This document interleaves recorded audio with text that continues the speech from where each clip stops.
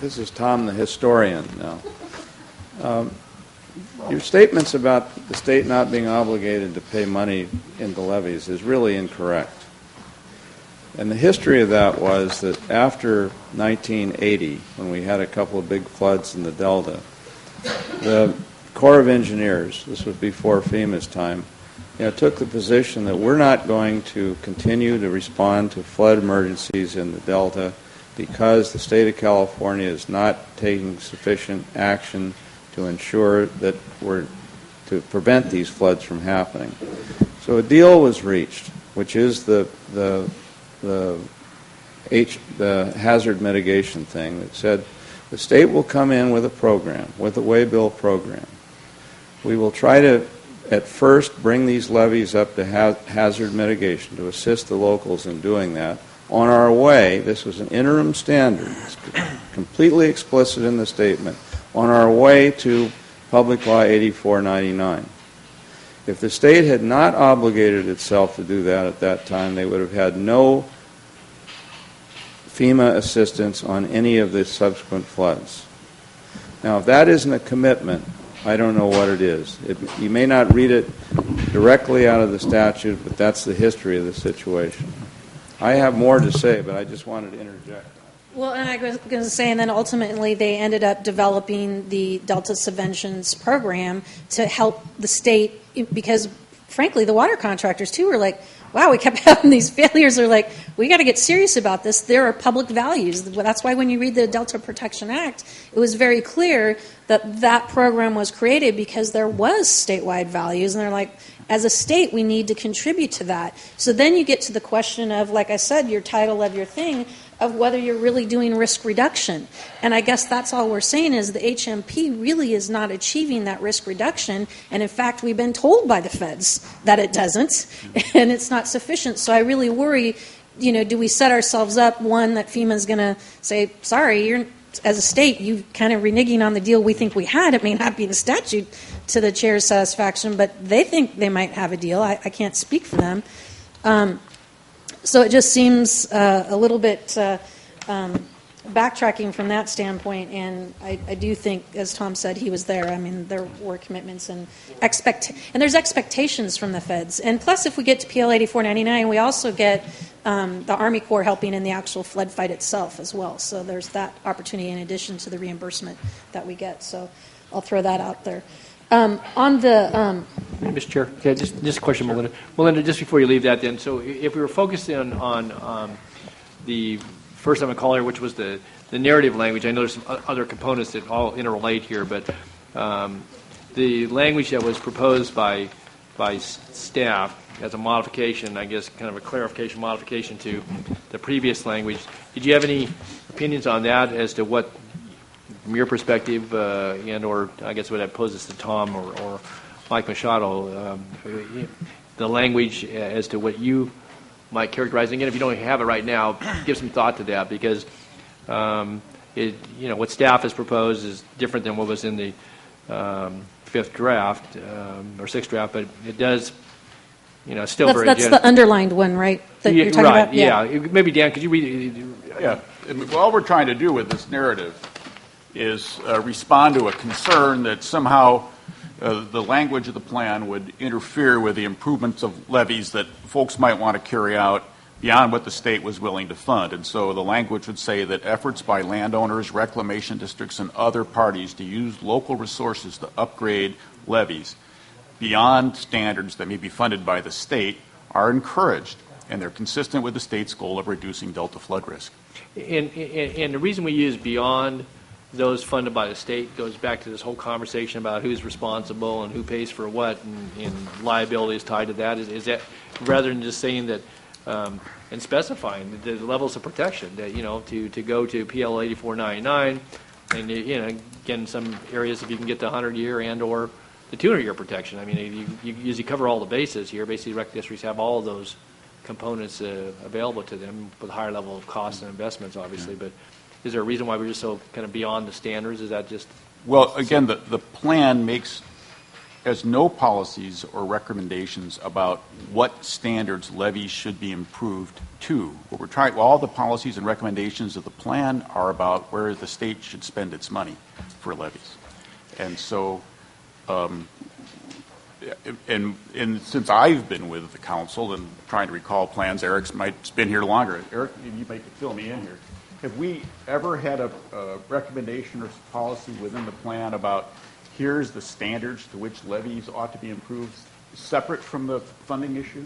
It's always been We've about... submitted several written comments. The Delta Protection Council itself, the Economic Sustainability Report, is recommending that. Right. Yeah, so you're even ignoring, so if you look at moving forward how this is going to look to FEMA or anyone else when this comes up, you're ignoring a plan that was asked for in statute, what they recommended, what FEMA and the Corps has already told the state, what they think the state is committed to, whether it's a statute or but not. Ms. Terry, when we reviewed the Delta Protection Commission recommendations, we did not adopt that recommendation.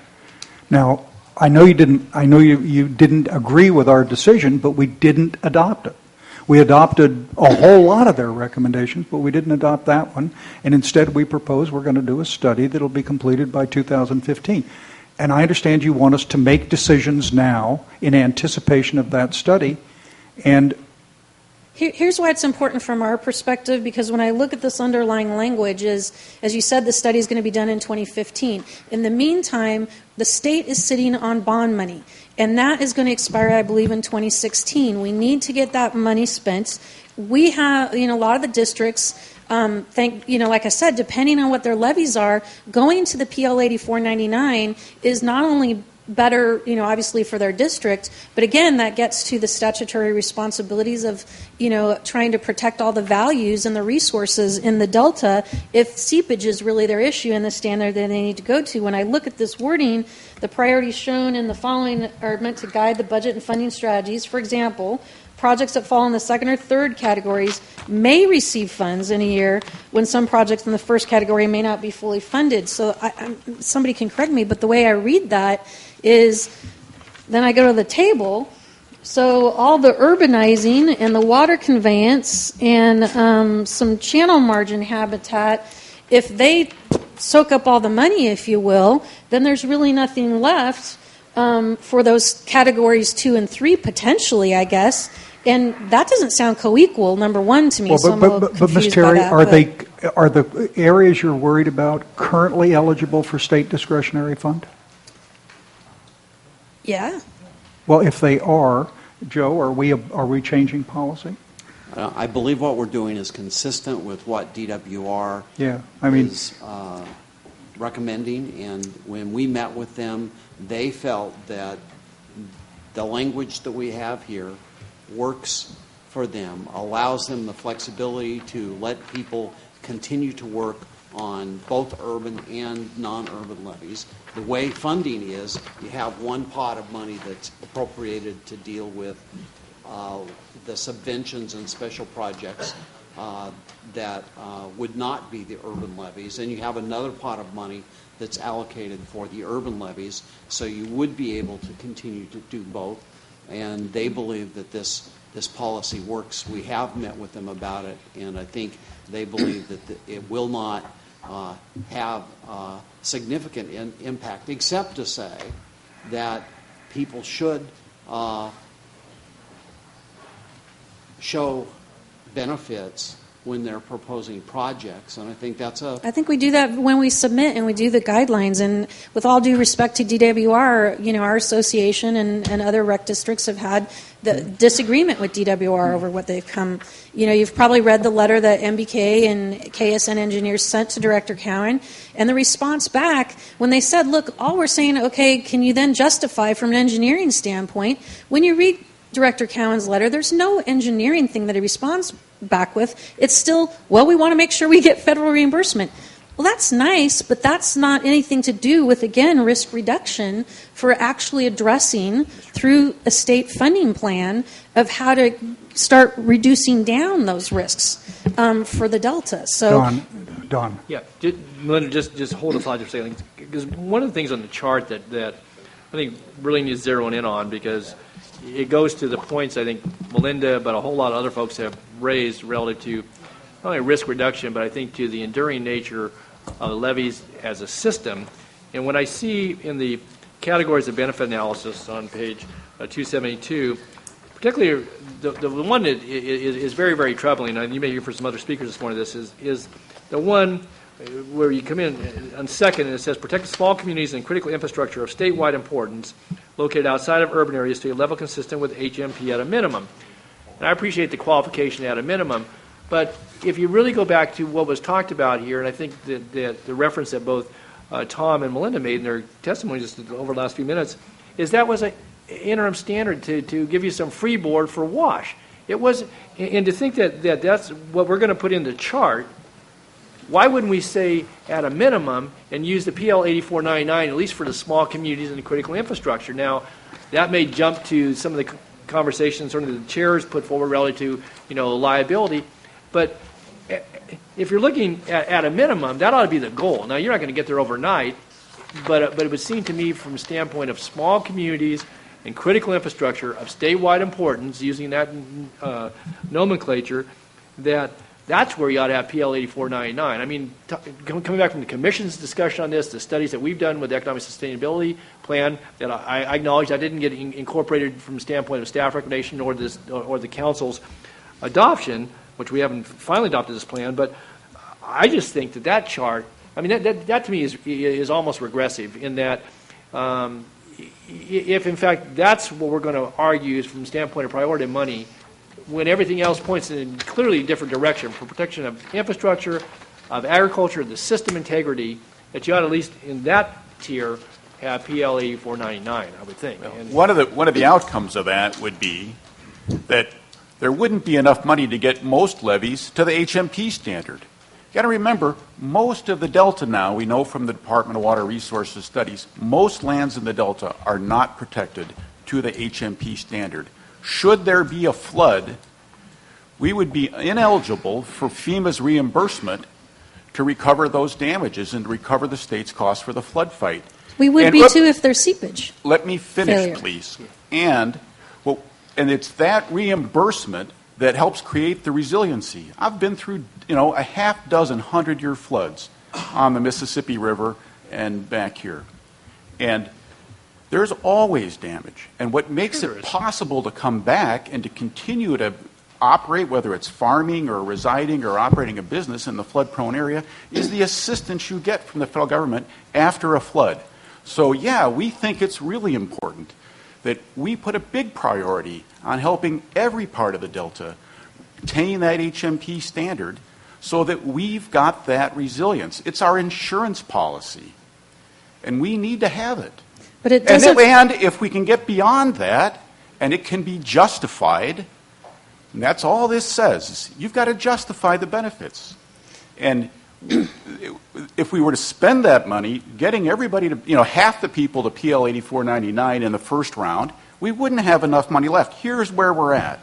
We have spent, and that's both spent and committed, since the Delta Levies program began, $516 million. That's since the 1970s. So over 30 years, we've spent $516 million. There's about 242 of that is expended, and there's an additional $274 million encumbered. There's only $123 million unencumbered that remains in the Delta Levies funding pool. That's what we know is really available. The rest of it depends on legislative appropriations.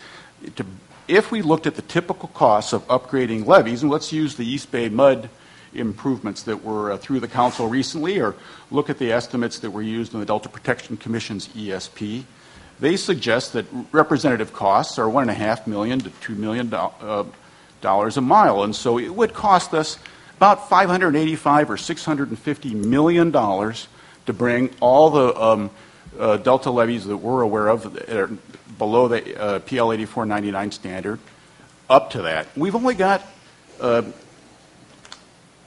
$123 million remaining. So we don't have the money to get there. And one of the things that we're trying to do in this plan is not make promises we can't keep. That's one of the messages of the CalFed program. That's one of the reasons people said it failed, was that they would promise anything to keep people at the table, but they couldn't deliver. What we're trying to do in this plan is deliver. And so we've said, here's what we can do in the interim. And there's enough money to do it. And if you can justify more, additional upgrades, and the Department of Water Resources and reviewing their applications thinks it can happen, that they've got the money to do it, because they think they got all the money to get everybody up to HMP in the next round. And so then, if we can get beyond that, that's great. And this is a 3-year interim period while we set long-term priorities.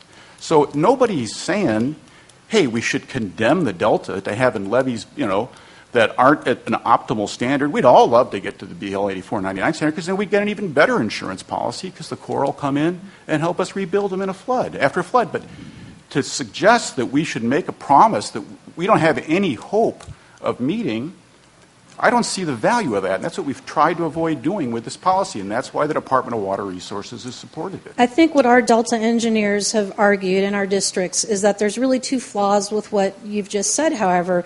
One is, as I said earlier, that FEMA has made it clear it's not a standard they're willing to, and they had expectations the state was going to head to another thing. So they can renege or pull that anytime they want and say, sorry, you've had time, and you're not now. You're picking a plan and a prioritization and going to put off doing what you said you were going to do a long time ago, which is head towards the standard. So they could just say that we're not going to get any federal money. So we may be not being reimbursed in that case. But the other issue is you could have two levees that meet the HMP standard, but one is comprised of clay fill and founded on fine-grained foundation material, but the other one is on the sand, and so it's susceptible to the seepage that I was talking about. So again, that risk reduction, what you've just explained, we don't get there.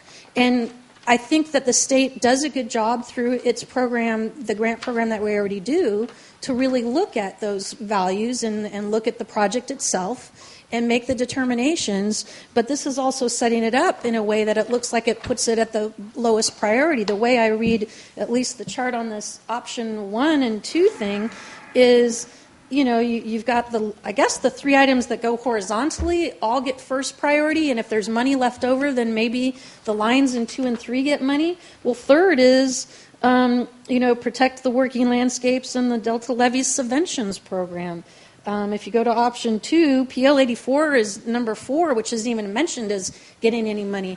But which brings me to another issue is I was talking about yesterday about the fact that we are just finishing up the Central Valley Flood Protection Plan, and the immediate thing that we start upon adoption of it is we're going to be starting our regional planning phase. And in that phase, the region themselves are supposed to kind of come up with what are the projects and things that we should be doing, both structural and non-structural, to really reduce our risk of flooding.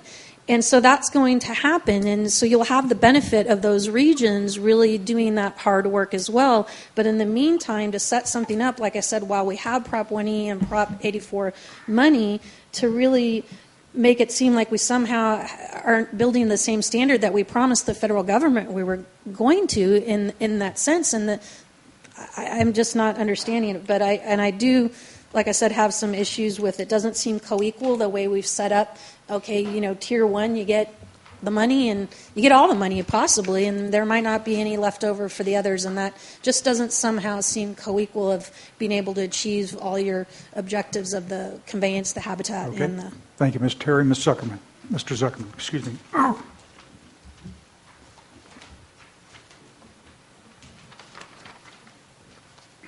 Maybe we all ought to take a deep breath and on this issue, but I think there's a failure to communicate.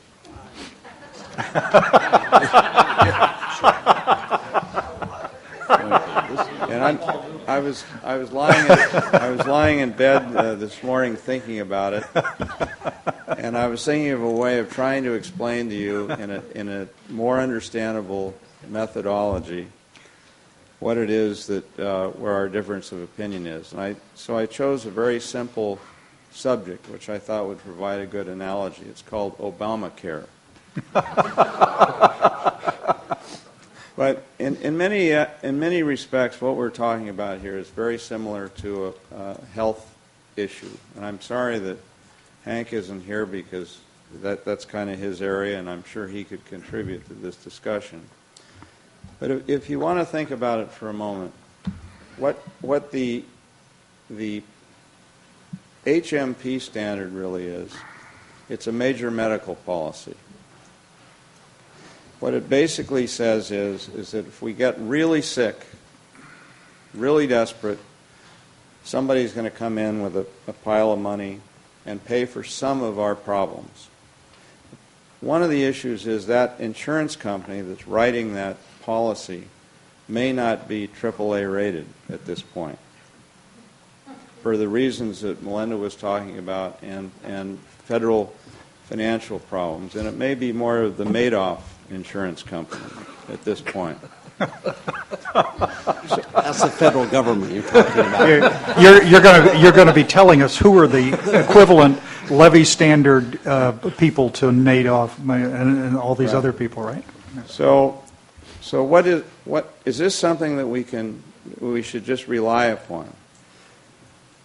If we have diseases, if we're obese, if we have diabetes, if we have immune deficiency problems and so forth, if you went to the doctor, would he say, okay, your solution is get more insurance? Go out to the Madoff insurance company and get another policy? Or would he say, no, you have to do something to improve your health. We need to get you into a wellness program. And that's what we're really talking about here, is how do we get and sustain the efforts of the Delta into a wellness program, not make sure that they have catastrophic insurance. And one of the problems with this disease out in the Delta, to stretch the analogy a little bit farther, it's a contagious disease. Individual islands are not in a vacuum on this thing. When one island dies of this disease or contracts this disease, the adjacent islands get the disease. It's like Newcastle's disease, or swine flu, or cholera, or the bubonic plague.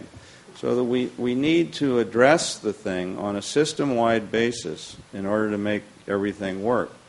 Now, what we're trying to do, the AMA in this case, the super doctor has said, at a minimum, you need to have PL 8499 levies.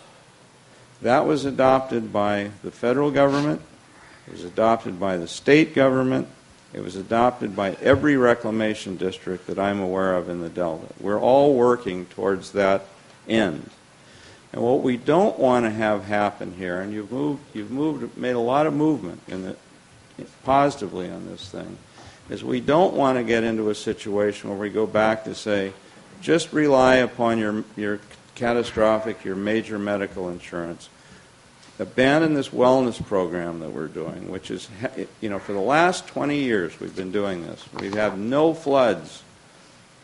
We had one island failure which wasn't caused from a flood. We're really getting well out there. The Department of Water Resources policy is wrong. We are addressing that with the Department of Water Resources. They brought that policy here before it had been vetted with the levee community in the Delta, with their own advisory committees. They had not vetted it with us. They're now getting around to doing that. We will have that argument with them. But what we don't want you to do is to run the front for them, is to agree with them in advance, a very poor policy, that we're going to retract back from having our wellness program, and instead we're going to substitute some kind of a major medical insurance policy, which may get you to die in the emergency room instead of at home, but it isn't going to cure your problems.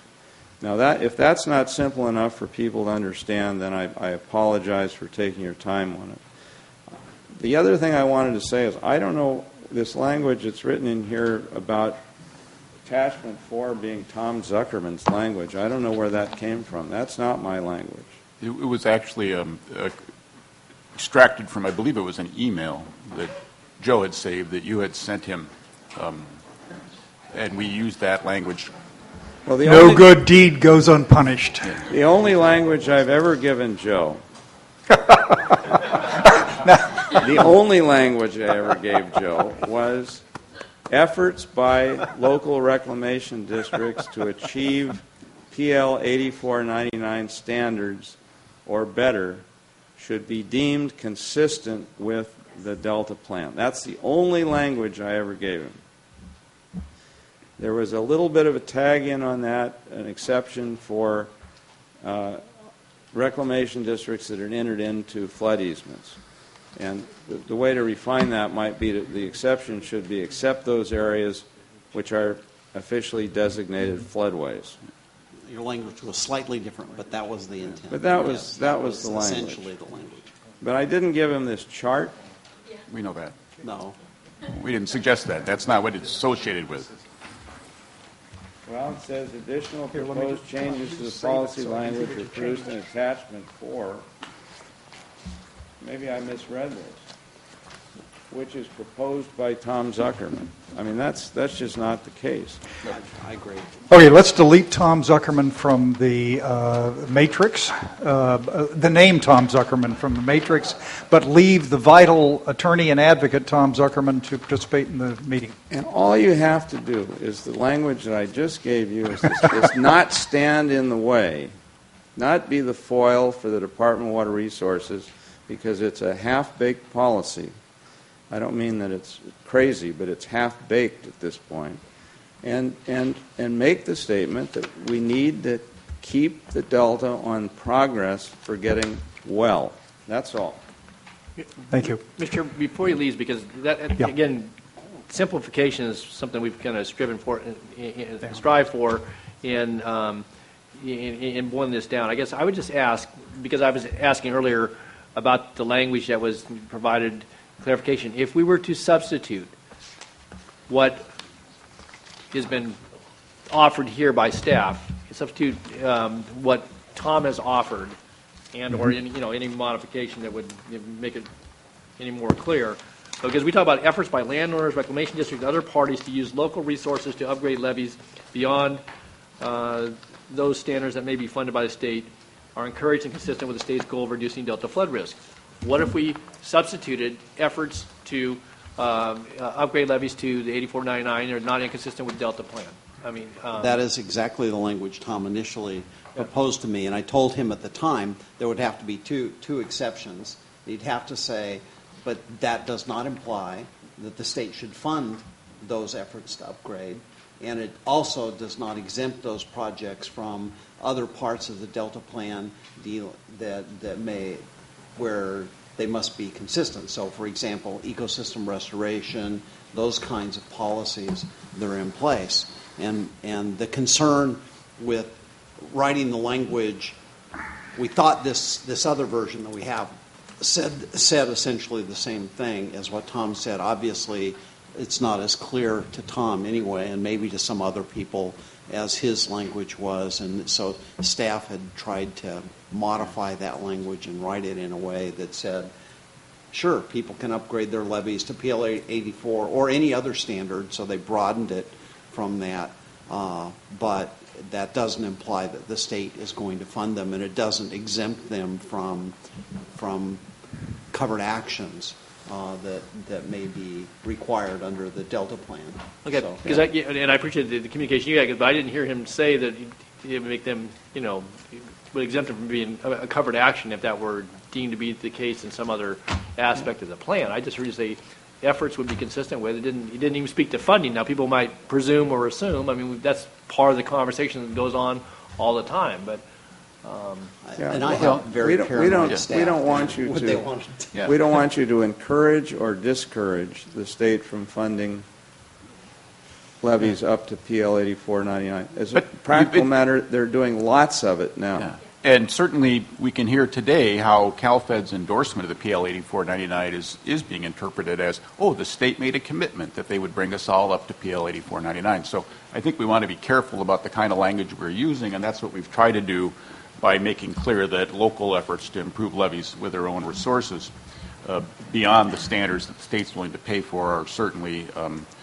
consistent with the state's goals of reducing risk in the Delta and encouraged.